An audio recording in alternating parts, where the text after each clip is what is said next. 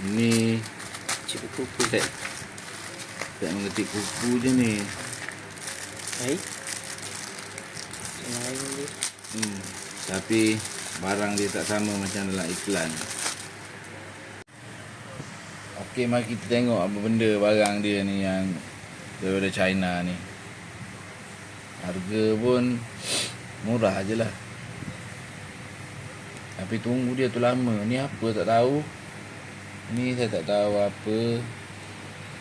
Ni macam korek telinga je, tapi banyaknya korek telinga. Ada 3. 3 kan? 1, 2, 3, 4, 5.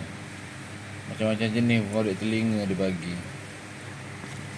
Pin 22 boleh order, tapi kena sabar. Ada tak dia tulis kat sini pin 22? App baru. Ini. Tu ada lambang dia tu, betul-betul. Boleh order, cuma lambat. Sampai yang ni saya dah tekan cancel, tapi dah dia bagi juga. Kita ambil je lah. Kita tengok ini. Patutlah murah. Jangan je. Tapi kita cubalah ketik sikit kuku.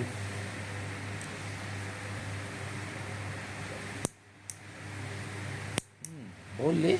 Sedap.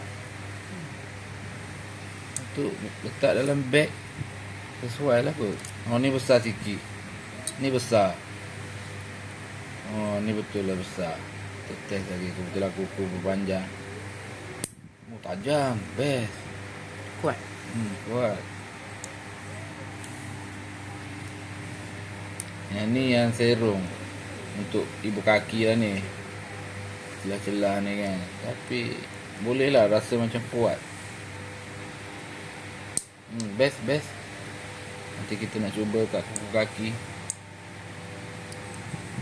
Yang terakhir ni pengasah ni. Pengasah ni okey je. Masih. Itu je lah.